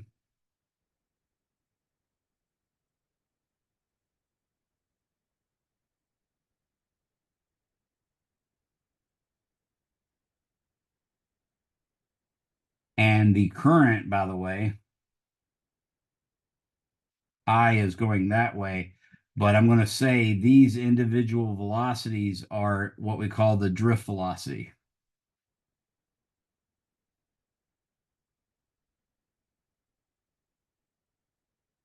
Okay.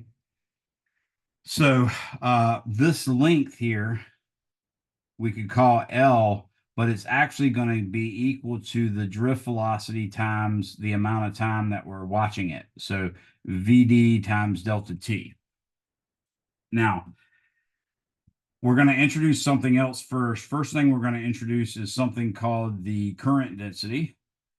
So there's a concept called current density.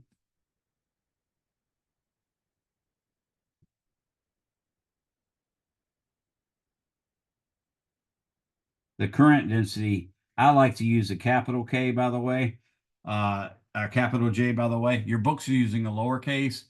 The lowercase j we normally use for the square root of -1 in electronics, because the lowercase I we normally use for the square root of -1 is current. So we don't use that. So I really don't like using lowercase j. So I'm using uppercase K. And what it is sort of like we have an integral like we do in Gauss's law, let's say the integral of j dot dA, where A is the cross-sectional area of the wire, that's all going to be equal to the current. So this is sort of our definition of the current density. Obviously, the units for current density should be amps per square meter. Okay. Now that's going to help us because what I'm ultimately trying to calculate is what is specifically this drift velocity that actually allows the charges to move. So I want to calculate current, and remember I is delta Q over delta T on average. So I'll start off by calculating delta Q. Now, what delta Q is going to be the total number of charge carriers. So N, total number, or I say number of charges moving. And then we need the charge per charge carrier. So So we know those charge carriers are specifically electrons. So the charge per carrier is a negative E, right? And that gives us basically the amount of charge that's gone by. But the problem is the number of charges is not easy to come by. But we can say the density of charges, N, is going to be big N divided by volume V.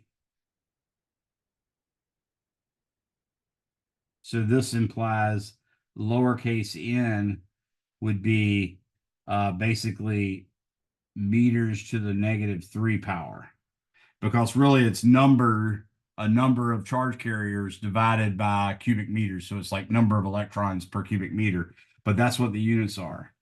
So if we could find some way of relating the volume and the N, that would be great. Well, it turns out, for instance, copper is a conductor, and it's a conductor that basically allows 1 electron per atom. So N, in that case, big N, is the same as the number of atoms of copper you have. So if I go from there, I can now say, using all this stuff, I can say delta Q is equal to N over V, where V is the volume again, times negative E. Now I need a formula for the volume. Well, we know that the length of this wire is L, which I called VD times delta T, and the area is A. So if I multiplied A times L, I'd get the volume. So I'm going to write A times VD delta T. That is ultimately what our charge is. Now I can say current on average is delta Q over delta T. When I do that, I get N, excuse me. By the way, I should put this, that N means N over V. So in this version, it should have been capital N, but I was trying to show you that the V was in the bottom. So correct that and put it as a lowercase n. And what I'll do is I'll just say, remember this N is equal to big N over V. Okay. So the delta Q is going to be N times negative E. Oops, I changed colors on all this. So it's going to be negative times N times E times VD times A times delta T. And then all that's going to be divided by delta T. So we get that I is equal to negative NE VD times A. But if we use J is equal to I over A. So we can get J, treating it as a vector quantity, is equal to negative N E VD with a vector symbol there. And that's what we're going for. So this will allow us to calculate the speed with which the electrons float through the circuit. And you might think, since you hit a light switch and instantaneously the lights come on, it seems like instantaneous, there is a little delay. You might think that obviously these electrons are moving close to the speed of light. What you're going to find out is that is not necessarily the case. Okay, so let's work an example.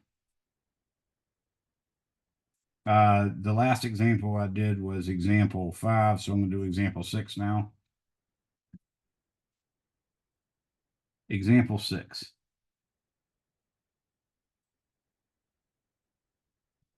A copper wire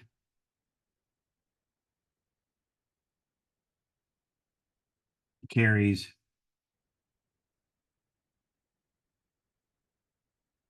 8.00 amps.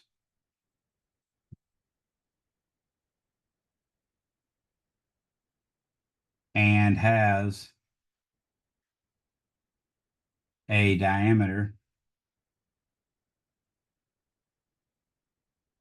of, let's say, 3.50 millimeters.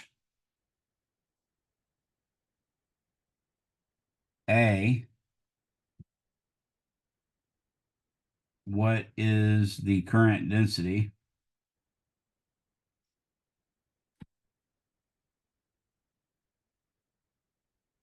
J. Part B, what is the drift speed?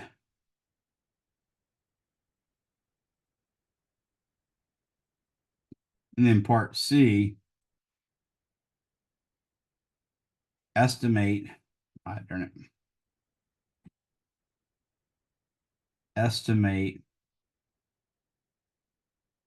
the drift, estimate the RMS speed. I don't want to say it like this, the RMS speed of the electrons if the wire is at 20.0 degrees Celsius. Okay. So solution. Anybody have any questions about this before I move on to the problem? Okay. So what we're going to use here is, for starters, we're going to make use of the density of copper. You don't necessarily know why I'm going to use the density of copper, but I happen to know that I'm going to use the density of copper, which is 8.9 times 10 to the third kilograms per cubic meter. I'm also going to use the molecular weight of copper. Again, this is something you don't necessarily know, but I know I'm going to need it. And that turns out to be about 63.5 grams per mole. But that's also, as we learned earlier this semester, 63.5 atomic mass units per atom. Okay. So we're going to use that. We're also going to make use of the fact that J is equal to I over A, and we're going to make use of the fact that J is equal to negative NEVD, like that. Okay. So let's start off with part A. Part A, I need to find the current density. So J is equal to I over A is going to give me 8.00 amps divided by, now this time, remember, I already derived a formula for the cross-sectional area of a cylinder in terms of the diameter instead of the radius. So what's going to happen is I'm going to say this is pi d squared over 4. And of course, that means the 4 is going to come up on top. So I can now say 8.00 amps times 4.0000, because that's a pure 4, so that should be any number of decimal places we wanted. 3.14159 is more than enough digits for pi. And then, of course, d squared is 3.50 times 10 to the negative third meters, and that's going to be squared. I got to remember to square it, but that's got to be squared. And it turns out that the calculator is really dog crazy. So we'll turn the light on. Okay. So what I'm going to do is do 8 times 4. Then I'm going to divide that by parenthesis 3.14159 times 3.5 e to the negative 3 squared, close parentheses. This gives me 8.315. That's one extra digit. So 8.315 times 10 to the 5th. And the units come out in amps per square meter. So that's our magnitude of our J, which was part A. Now, part B, they want to know what is the drift velocity. So we know J is equal to NEVD, at least in magnitude. And I'm sorry, my pen sort of stuck along too much, so I ended up making that J look kind of funny. So what the big problem with calculating this is trying to figure out N. So N is equal to N over V. And for copper, N equals the number of atoms, because each atom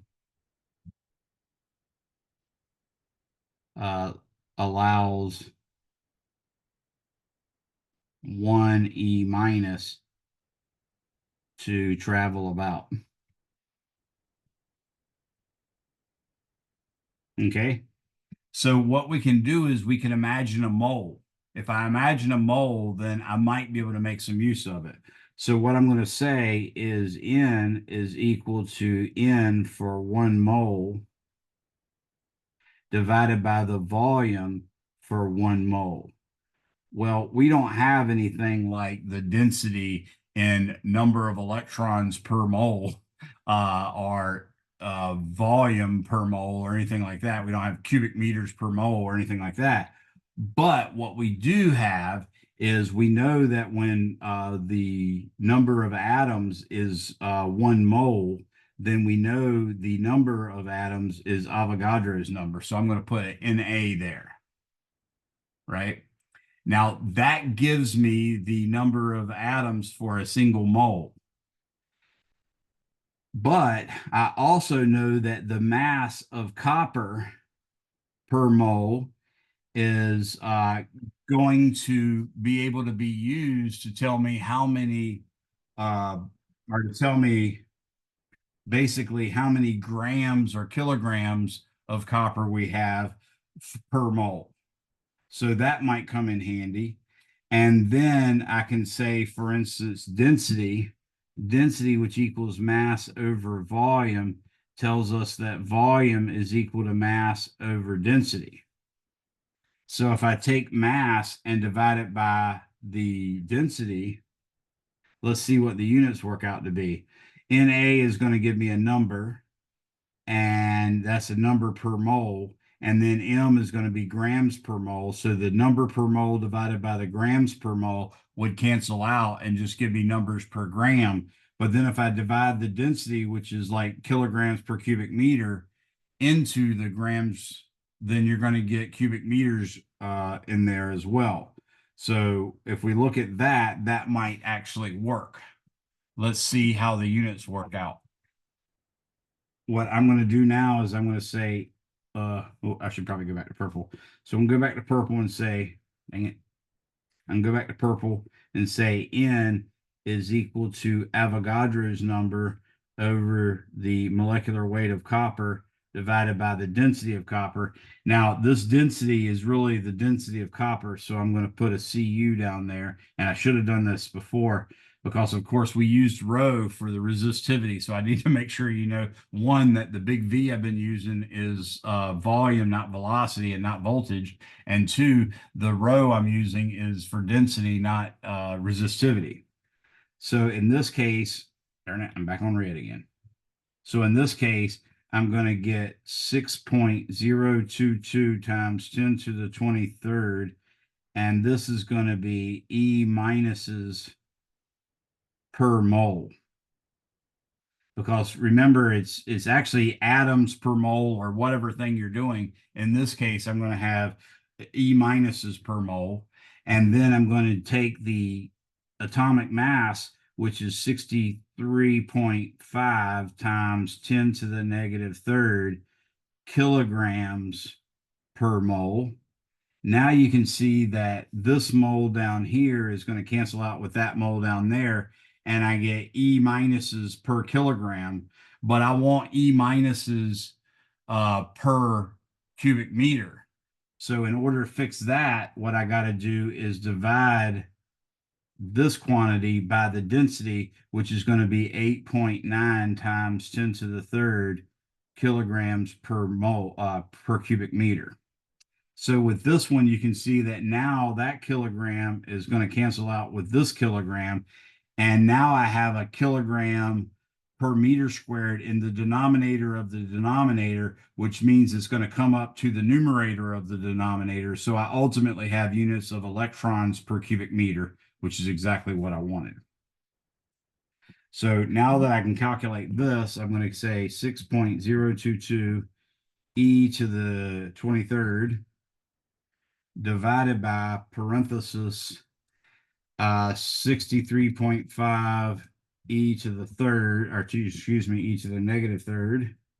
And then I'm going to divide that by 8.9 e to the third, close parentheses, and this gives me 8.440, two of which are not significant figures, times 10 to the 28th E minuses per cubic meter. So I now have the lowercase n. This is a problem you should be able to do yourself. So make sure you learn how to do it from either this example or the example in the book or me telling you. Okay. So make sure you learn this, because this is a typical problem that happens in not only in the test, but in the final exam as well.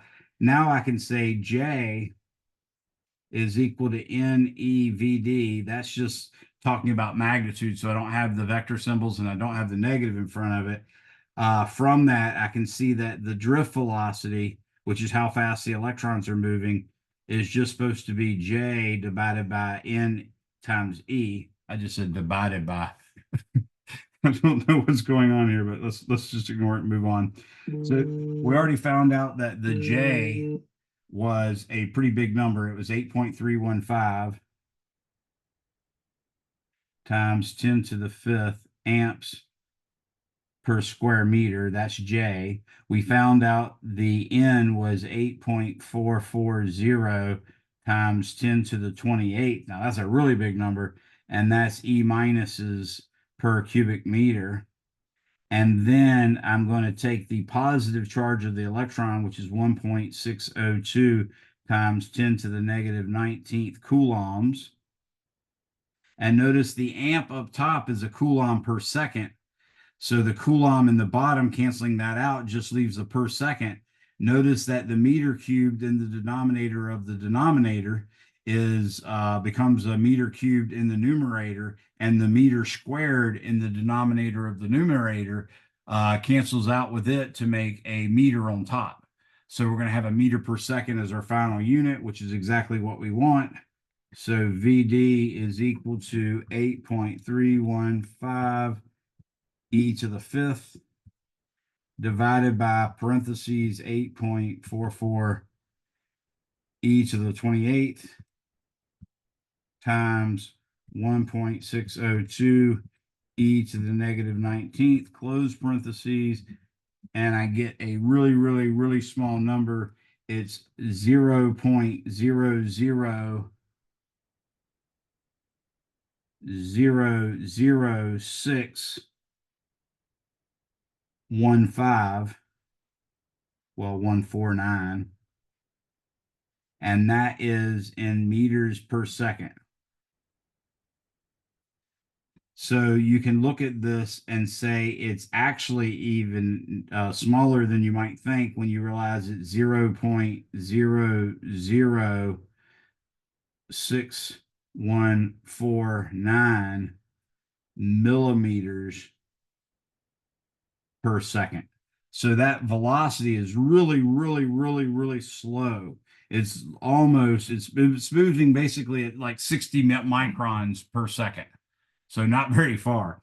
Now, the final part D, was where they wanted us to find out the thermal velocity of electrons. And you probably remember that, but you might not. It's 1/2 mv squared bar is equal to 3/2 kT. So that tells us that the VRMS is equal to the square root of V squared bar, which equals the square root of 3 kT over M.